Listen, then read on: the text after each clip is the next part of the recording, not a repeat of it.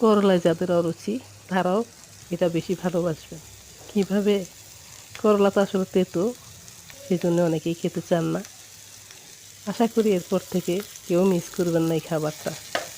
অনেক দারুণ একটা মজার রেসিপি।